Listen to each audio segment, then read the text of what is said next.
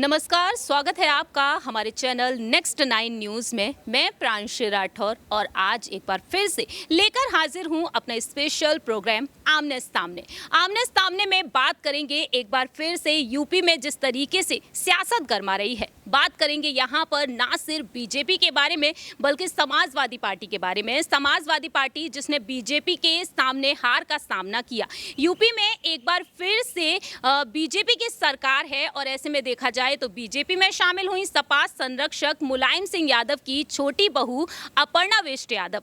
Aparna waste Yadav जिन्होंने BJP में शामिल होकर एक अलग ही मिसाल दे दी, लेकिन अपर्णा वेस्ट यादव यहाँ पर अपने ही परिवार के खिलाफ खड़ी हो गई। अपने ही परिवार के खिलाफ खड़े होकर अब वह डंके की चोट पर कई बड़े अनाउंसमेंट करती हुई देखी जा रही हैं। ऐसे में आपको बताना चाहेंगे आज हमारे स्पेशल प्रोग्राम के जरिए कि किस तरीके से अब मुलायम सिंह यादव की बड़ी बहू डिंपल यादव मैदान में उतर आई हैं। डिंपल यादव जो लंबे वक्त से मैदान से गायब होती हुई नजर आई, लेकिन अचानक से डिंपल यादव अब कदम रख चुकी हैं। राज्यसभा में डिंपल यादव को अब भेज दिया गया है।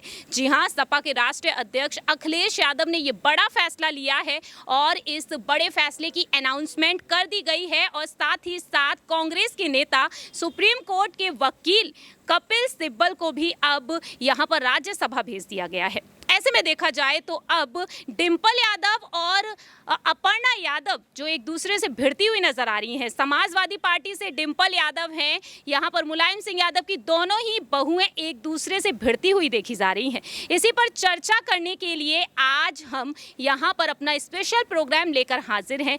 क्या कुछ देखने को मिल सकता है अब यूपी की राजनीति में, इसी पर चर्चा करेंगे आज हमारे सहयोगी आसिफ जी के साथ। आसिफ जी, स्वागत है आपका हमारे स्पेशल प्रोग्राम में। आप क्या कुछ कहना चाहेंगे आज यहाँ पर जिस तरीके से यादव परिवार की दोनों ही बहुएं एक दूसरे के सामने आमने सामने खड़ी हो चुकी हैं, और ऐसे में अगर बात की जाए यहाँ पर क्या कुछ कहना चाहेंगे कि अगर यहाँ एक तरफ समाजवादी पार्टी में दोनों ही बहुएं एक वक्त में एक साथ थी, लेकिन अचानक से एक दूसरे के अपोजिट अब वह खड़ी हो चुकी है। डिंपल यादव जो लंबे वक्त से गायब थी, तो पहले आप ये बताइए इसको आप किस नज़रिए से देखते हैं? देखिए, इंट्रो में आपने बहुत अच्छी बातें कही अपर्णा यादव को लेकर, और उसके बाद अगर बात की जाए डिंपल यादव को लेकर, तो मुझे दो बातें एक तो समझ में आई कि कहीं ना कहीं यूपी चुनाव के वक्त हमने देखा कि महिलाओं को लेकर, औरतों को लेकर क्या रुख रहा है, खास करके समाजवादी पार्टी जिसका आप जिक्र कर रही हैं।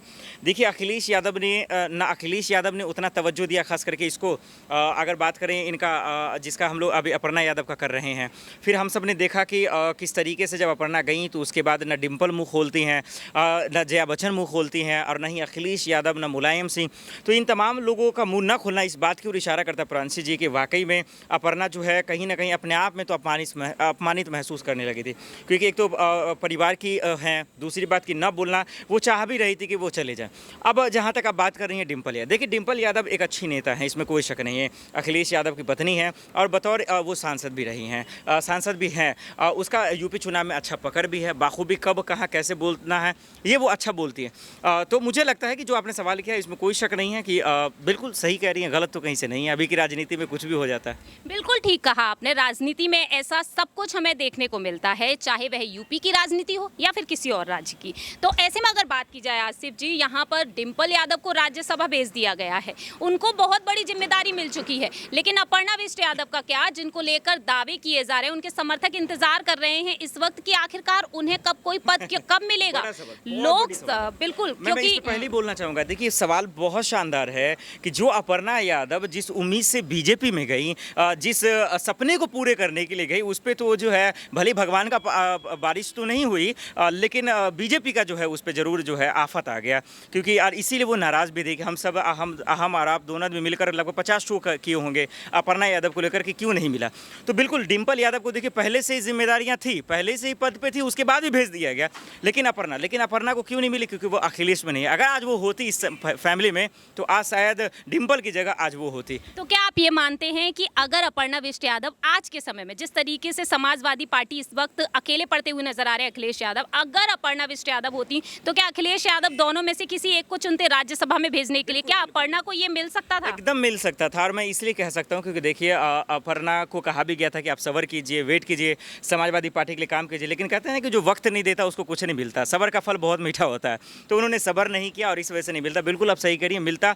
और अखिलेश यादव मुझे नहीं लगता कि मायूस करते, क्योंकि देखिए कपिल सिब्बल के बारे में किसको पता था कि राज्यसभा भेजा जाएगा। देखिए अचानक से उन्हें मिल गया, तो सब्र करने का खेल था। जो अपर्णा ने कहीं ना कहीं गलती की और जिसकी वजह से आज वो बीजेपी में जाके इस बात को तो जरूर अफसोस कर रही हूँ। अगर हमारे वीडियो को जरूर अगर देखेंगे तो जरूर आपसे पूछेंगे कि काश यही वीडियो पहले बन जाता तो हम गलती नहीं करते बीजेपी में जाके।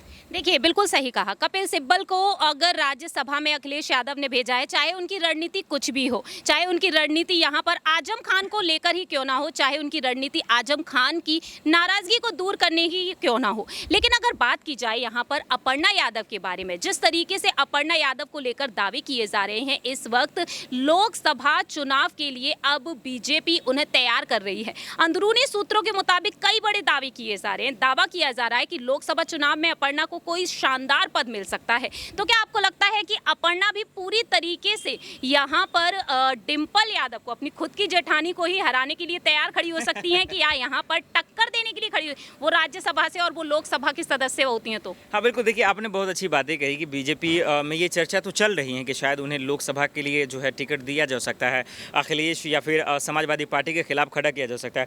लेकिन इस पे भरोसा करना उतना आसान नहीं जितना आसानी से हम और अब कह रहे हैं, क्योंकि देखिए बीजेपी जो है कोई छोटी मोटी पार्टी नहीं, देश की सबसे बड़ी पार्टी है, और वो इतनी आसानी से इतना बड़ा निर्णय ले भी नहीं सकते। क्योंकि अगर अपर्णा को लेकर अगर वाकई में चिंतित होती बीजेपी, अगर उनको लेकर वाकई में फिक्रमंद होती, तो आज हम लोग उनको शायद या तो योगी के कैबिनेट में देखते हैं या फिर कहीं ना कहीं देखते हैं। लेकिन इन सब चीज़ हम लोग नहीं देखें, तो चर्चा हो रहा है अगर माफ़ कीजिए, अगर इसके बाद अगर उन्हें मिलता है तो वाकई में ये एक नया खेल और नया ट्विस्ट होगा कि कैसे अपर्णा वर्सेस जो है डिंपल होगा, जया बच्चन होगा, बहुत सारी नेता हैं, जो महिला वर्सेस महिला की लड़ाई देखने में मजा आएगा, रोमांचक मैच होगा, जिसका बेसब्री से लोग इंतजार कर रहे हैं। लेकिन तब जब टिकट कंफर्म हो जाए बीजेपी की। देखिए बिल्कुल ठीक कहा, टिकट जब तक कंफर्म नहीं होता है तब तक हम कुछ नहीं कह सकते हैं। लेकिन बात की जाए यहाँ पर मुलायम सिंह यादव के बारे में, तो आप मुलायम सिंह यादव के बारे में क्या कुछ कहना चाहेंगे जब दोनों ही बहुएं एक दूसरे के आमने सामने खड़ी हो जाए? फिलहाल तो वह अपोजिट पार्टी में है, लेकिन अगर बात की जाए दोनों ही बहुएं मुलायम सिंह यादव की जो हैं, डिंपल और अपर्णा,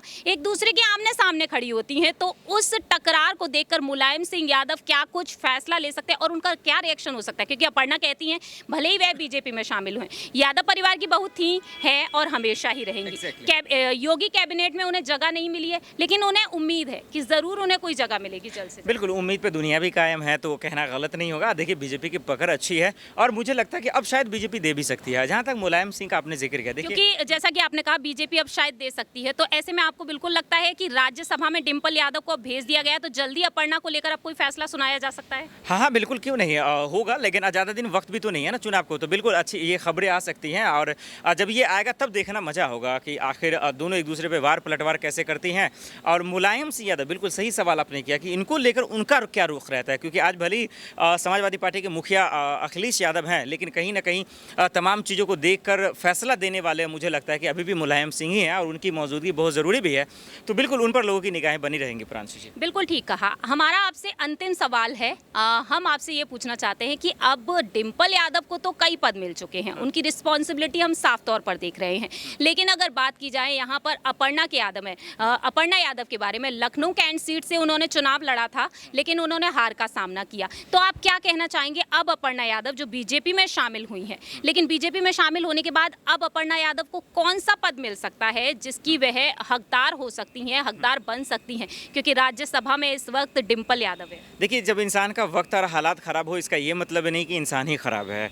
तो अपर्णा यादव जब समाजवादी पार्टी में थी, लोगों ने उनको नहीं एक्सेप्ट किया, उन पर विश्वास नहीं जताया, सुर्खियों में अब आई हैं, तो शायद अब किस्मत बदल जाए। कब इंसान का किस्मत बदल जाए ना, कोई नहीं जानता है, लेकिन मुझे उम्मीद है कि किस्मत अच्छा ही होगा और अच्छा सीट मिलेगा। और मुझे लगता है कि वो तो जीतने के बाद पार्टी फैसला करेगी कि उन्हें क्या बनाना है, नहीं बनाना है। ये मेरा कहना गलत होगा, लेकिन मुझे लगता है कि उन्हें जो है मतलब मायूस नहीं होने देंगे, खुशी रखेंगे।